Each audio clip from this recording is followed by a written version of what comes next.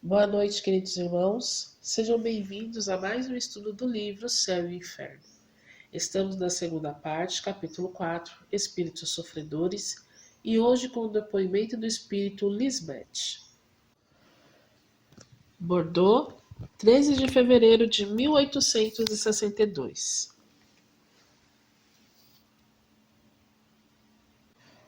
Um espírito chamado Lisbeth se apresenta.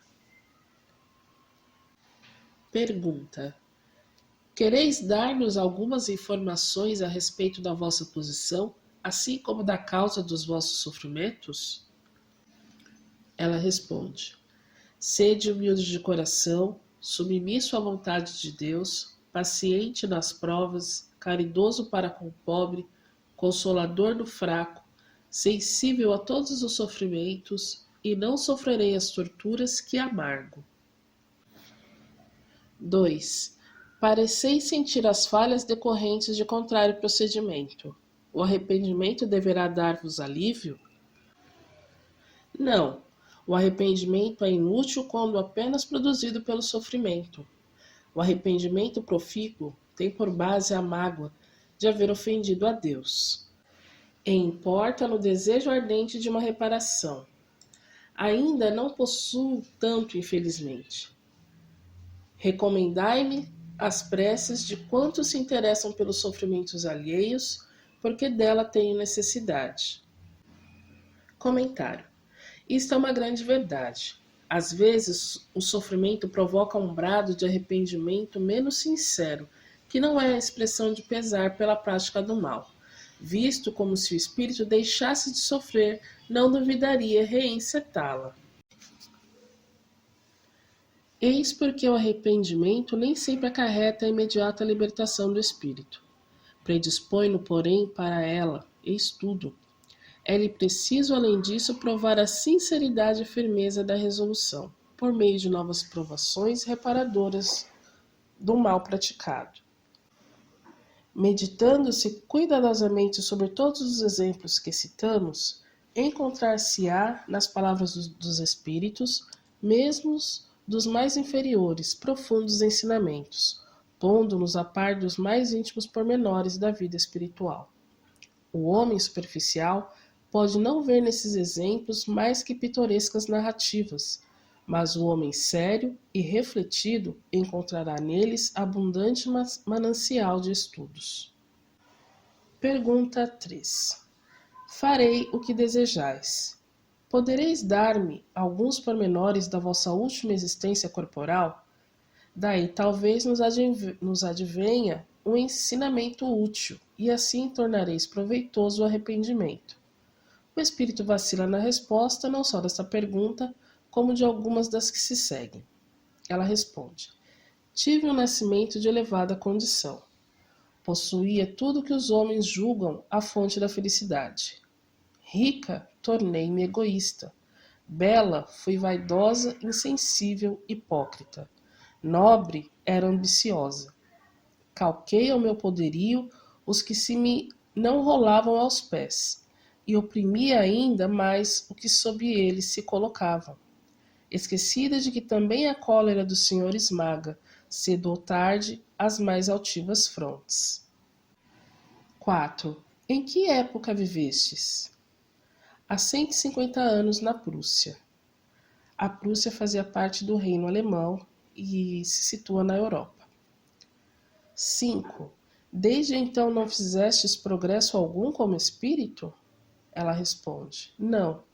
A matéria revoltava-se sempre, e tu não podes avaliar a influência que ela ainda exerce sobre mim, a despeito da separação do corpo. O orgulho agrilhoa-nos a bronze as cadeias, cujos anéis mais e mais comprimem o mísero que lhe hipoteca o coração. O orgulho, hidra de 100 cabeças, a renovarem-se incessantes, modulando silvos empeçonhados que chegam a parecer celeste harmonia.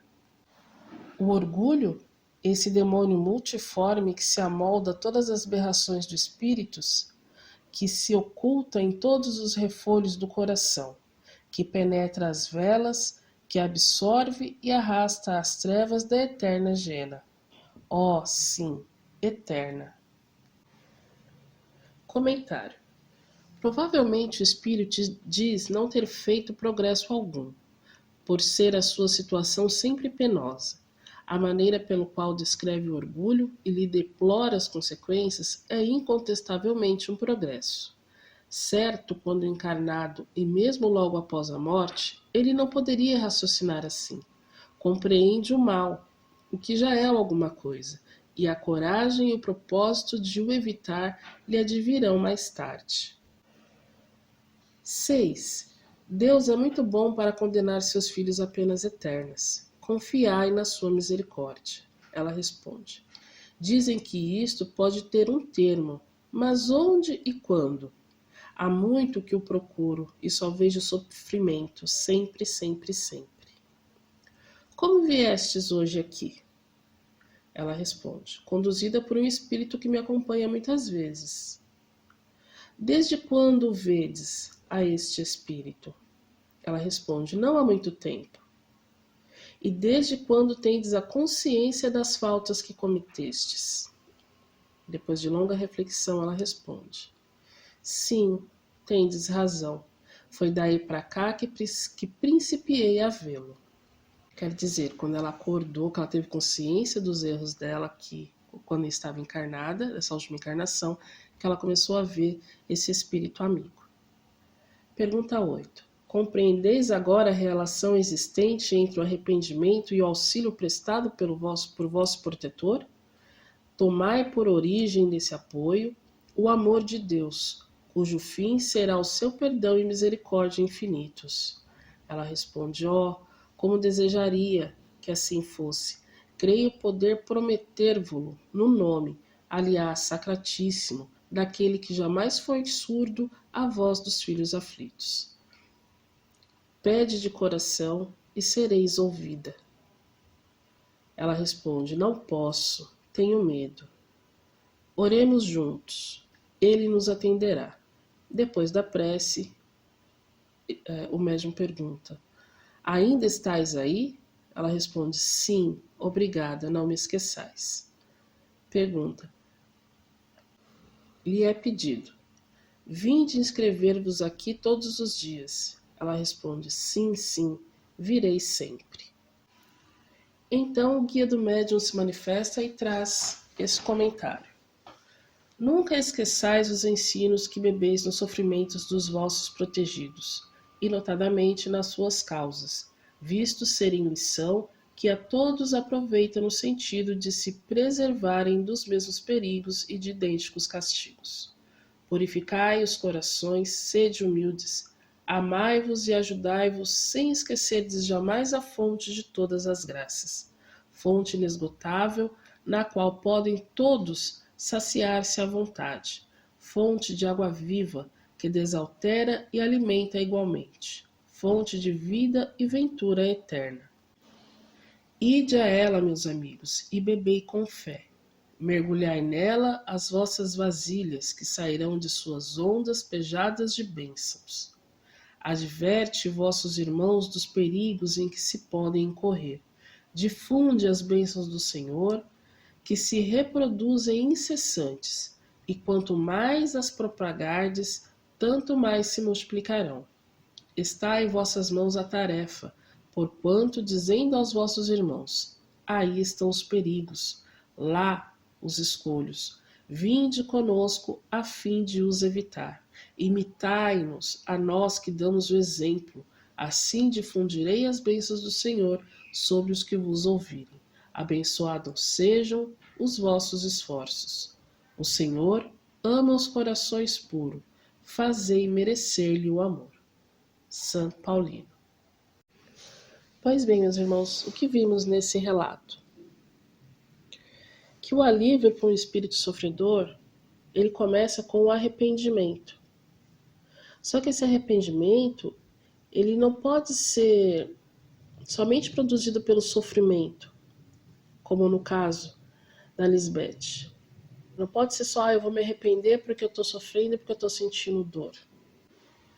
O arrependimento verdadeiro é aquele onde o espírito ele tem a consciência, como ela mesma diz, de ter ofendido a Deus, de ter a consciência de que se errou, né? E a partir daí desejar reparar o erro, desejar reparar as suas faltas.